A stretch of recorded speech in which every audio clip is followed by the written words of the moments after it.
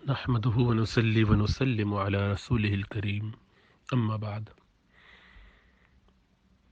ایک اہم مسئلہ ہے کہ دنیا میں اس وقت جو ظلم و بربریت ہے اور جگہ جگہ مسلمانوں کے خلاف اور عام انسانوں کے بھی خلاف بڑی طاقتیں، وہ لوگ جن کے پاس زیادہ اقتدار ہے یا مالی طور پر وہ زیادہ طاقتور ہیں، وڈیرے ہیں، سردار ہیں، جاگیردار ہیں، تو اپنے اپنے علاقے کے غریب لوگوں کو، خواہ وہ مسلمانوں میں ہو غیر مسلمانوں میں ہو، دباتے ہیں، پریشان کرتے ہیں، ظلم کرتے ہیں۔ اسی طرح غیر مسلموں کی طرف سے بھی مسلمانوں کے لیے مسائل پیدا ہوتے ہیں، فلسطین میں، عراق میں، افغانستان میں، سیریا وغیرہ میں۔ اسی طریقے سے برما کے مسلمان ہیں، چائنا کے مسلمان ہیں، کشمیر میں بڑی تعداد میں لوگ مظلوم اپنی جانیں دے چکے اور آگے بھی ظلم و زیادتی کے راستے کھلے ہوئے ہیں اور مشکلات بڑھتی جا رہی ہیں۔ ایسی صورت میں ان حالات کے اندر علماء کرام اپنا ایسا کوئی باقاعدہ لائحہ عمل پیش نہیں کرتے جس سے یہ نظر آتا ہو کہ وہ ان لوگوں کے ساتھ ہیں۔ دعا کرتے ہوں گے اور کرتے ہیں، ان کے لیے کچھ ضرورت ہوتی ہے تو چندہ بھی جمع کر لیتے ہیں، لیکن باقاعدہ بہت دبنگ انداز میں، مجاہدانہ انداز میں ان کے لیے کوئی تحریک چلاتے ہیں، کوئی کام کرتے ہیں، ایسا نظر نہیں آتا۔ تو ایسا کیوں ہے؟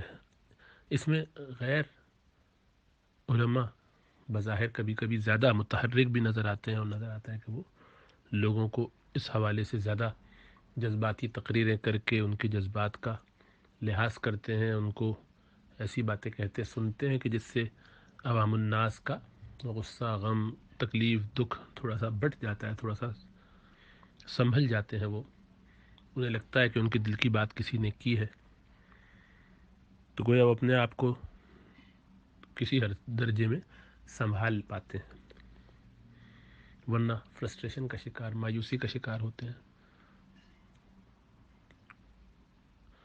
جوانوں میں، بوڑھوں میں، سب جگہ ایک عجیب کیفیت اس سے پیدا ہوئی ہے، اور لوگ پریشان ہیں کہ کیوں اس کے لیے کوئی لائحہ عمل طے نہیں کیا جاتا۔ تو جاننا چاہیے کہ اللہ سبحانہ و تعالیٰ کا یہ دین قیامت تک کے لیے ہر معاملے میں رہنمائی کرتا ہے۔ نبی اکرم صلی اللہ علیہ وسلم ہمیں پورا لائحہ عمل دے کے گئے۔ جب تک ہم شریعت کی پابندی نہ کریں، علم اور عمل اخلاص کے ساتھ اپنی زندگیوں میں نہ لے کر آ جائیں، اس وقت تک اللہ کی مدد نہیں آتی۔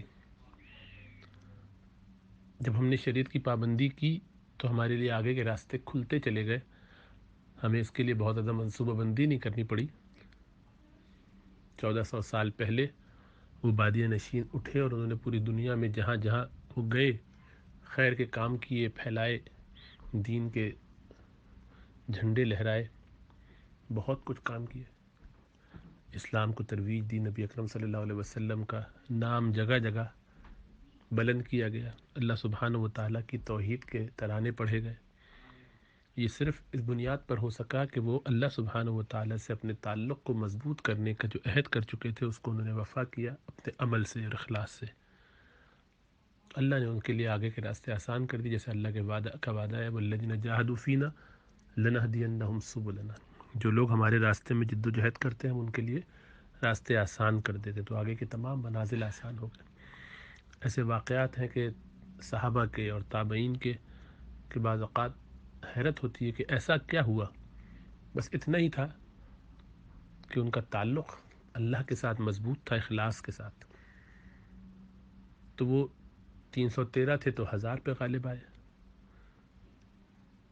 وہ پانی میں اپنے گھوڑے دوڑاتے ہیں تو گھوڑے دریاؤں کو پار کر جاتے ہیں، وہ جنگل میں جاتے ہیں اور ایھا الحشرات و سباع کہتے ہیں، اور سارے کے سارے درندے جگہ چھوڑ دیتے ہیں ان کے لیے۔ تو ان کی تو کیفیت اتنی عجیب و غریب تھی کہ آج حیرت ہوتی ہے کہ کیوں کر یہ سب کچھ ان کے لیے ممکن ہوا. اتنی بڑی بڑی سپر پاور سے باقاعدہ مقابلہ کر کے ان کو زیر کر لینا یہ آسان نہیں تھا. پھر جب ہم 1000 سال گزر جانے کے بعد آہستہ آہستہ مزید گراوٹ کی طرف آئے تو پھر کیفیت یہ ہو گئی کہ اب ہم جو کام کرتے ہیں اس کا نتیجہ منفی نکلتا ہے. اور اللہ سبحانہ و تعالیٰ کا یہ وعدہ قرآن میں قطعی طور پر موجود ہے کہ ان اللہ لا یغیر ما بقوم حتی یغیروا ما بانفسہم. اللہ سبحانہ و تعالیٰ لوگوں کے احوال نہیں بدلتے جب تک وہ اپنے احوال خود نہ بدلیں. اسباب کے درجے میں جتنے کام کرنے ہیں ان میں سے سب سے اہم کام یہ ہے کہ جس وجہ سے اللہ کی رحمت ہم سے روٹھی ہے اس کو دور کیا جائے. اور وہ کوئی ہمت، حوصلہ، جوش، جذبہ اس کی کمی نہیں ہے، وہ مسلمانوں میں الحمدللہ ہمیشہ رہا ہے اور اب بھی ہے. اس میں سب سے اہم یہی ہے کہ ہمارا تعلق اللہ کے ساتھ اخلاص پر مبنی ہو. ریاکاری، نفاق، دنیا کی وجہ سے، یعنی دین بھی اس لیے چاہیے کہ اس سے دنیا مل جائے، یہ سب چیزیں اللہ سبحانہ و تعالیٰ کو کسی صورت قبول نہیں ہے. جب تک ہم اپنے آپ کو اللہ کے لیے خالص نہیں کریں گے بغیر کسی دنیاوی غرض کے، اس وقت تک اللہ کی نصرت، اللہ کی تائید ہمارے ساتھ نہیں ہوگی. تو علماء جو آپ کو نظر آتے ہیں کہ اس موضوع پر بات نہیں کرتے، یعنی لوگوں کو سیاسی حوالے سے جذباتی نہیں کرتے، دنیا میں ہونے والے مظالم کے تذکرے نہیں کرتے، تو یہ نبی اکرم صلی اللہ علیہ وسلم کا طریقہ یہی ہے، جو صحابہ کرام کا طریقہ ہے وہی علماء کرام کا طریقہ ہے. چنانچہ مکہ میں لوگوں کے ساتھ ظلم ہوتا تھا، مظلوم پٹتے تھے، مرتے تھے، مارے جاتے تھے. آقا ان پر ایسے غلامی کی نسبت سے ظلم کیا کرتے تھے کہ اس کی تاریخ شاید کہیں اور بیان نہ کی جا سکے. ایسے ایسے واقعات ہیں، کس طرح شہید کر دیا جاتا تھا، نئے لوگ ایمان لاتے تھے، دھونی دی جاتی تھی، کوڑے برسائے جاتے تھے، کوئلے جلا کے لٹا دیا جاتا تھا، زمینوں پر گھسیٹا جاتا تھا، دھوپ میں بوریوں میں بند کر کے چھوڑ دیتے تھے، سینے پہ پتھر رکھ کے تپتی ریت پر ڈال دیتے تھے، برچھی مار کے شہید کر دیتے تھے. ایسا سفاکانہ انداز تاریخ میں کم لوگوں نے استعمال کیا ہوگا.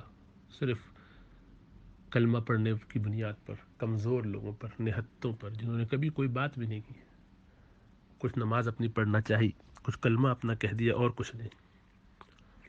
اللہ کے رسول صلی اللہ علیہ وسلم نے ان کے حوالے سے کوئی تقریر کر کے لوگوں کو کوئی سلوگن دے کے، کوئی نعرہ لگا کے جمع کر کے ان کے حوالے سے کوئی تحریک نہیں چلائی.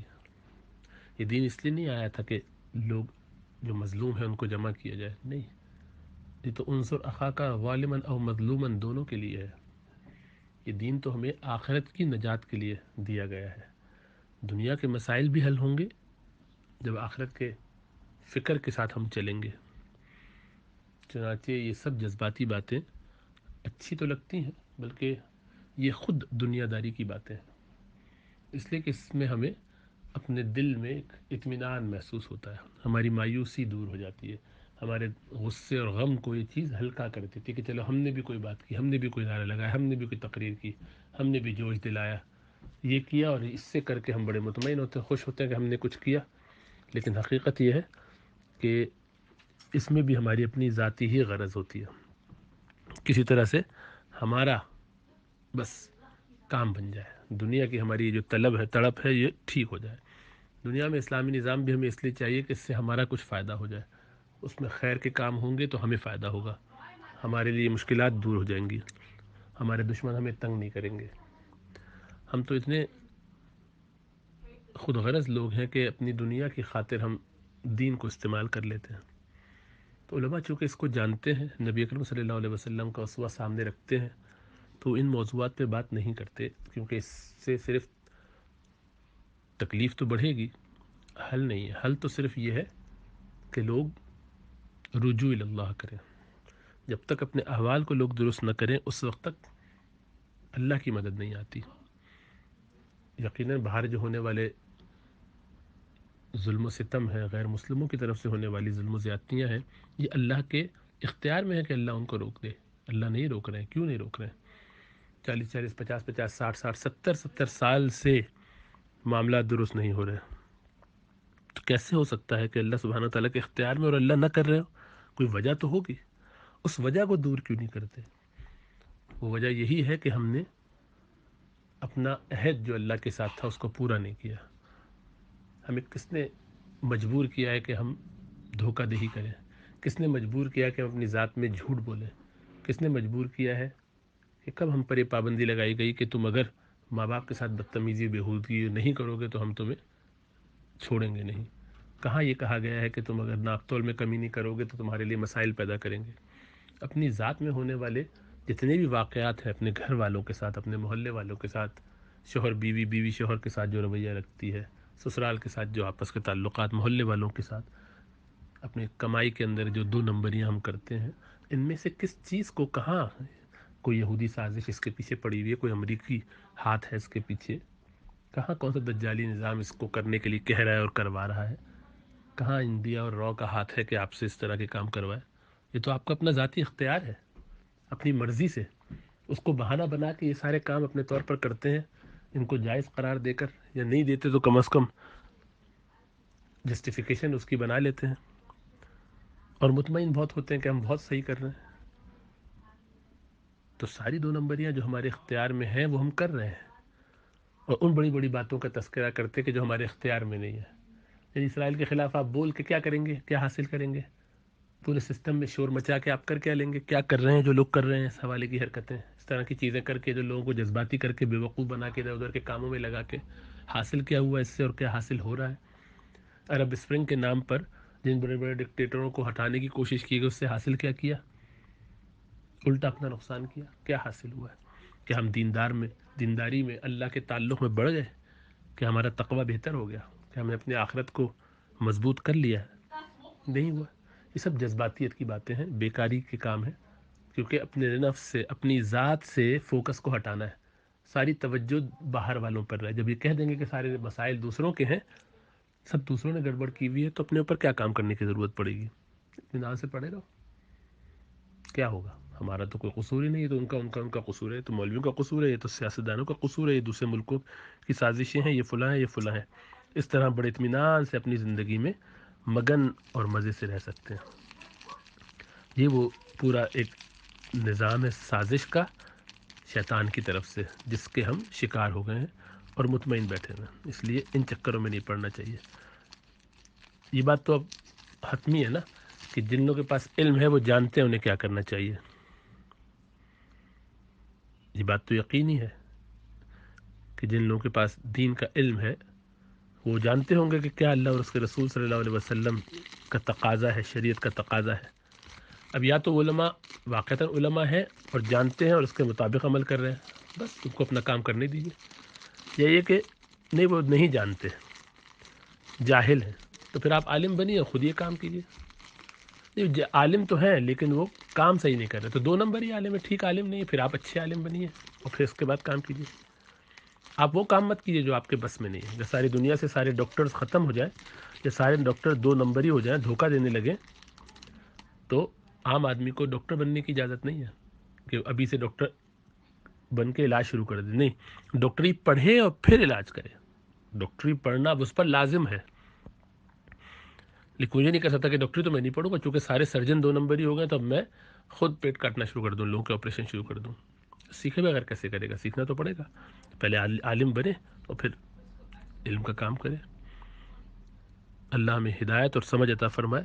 تو ایسی جذباتی قسم کی باتیں، اچھل کود کی، شور شرابے کی باتیں، وہ سب بچکانا اور بے تکی حرکتیں، اس سے کام نہیں چلتا۔ توبہ استغفار کر کے رجوع اللہ کیجیے، اللہ سے تعلق بنائیے۔ جب اللہ کی مدد ہمارے ساتھ ہوگی تبھی ہم معاملات درست کر سکیں گے، ورنہ جتنی کوشش کریں گے اتنا نقصان ہوگا۔ اس جاہلانہ انداز کے کاموں میں جس میں صرف اچھل کود اور شور مچانا ہے، ایسے ہی لوگوں نے پھر وہ داعش کو سپورٹ کیا، ایسے ہی لوگوں نے پھر جا کے ایسی حرکتیں کی اور خود بھی تباہ ہوئے اور دوسروں کو بھی اور اسلام کو بھی نقصان پہنچایا۔ تو اس لیے اپنے احوال کو درست کرنے کی ضرورت ہے۔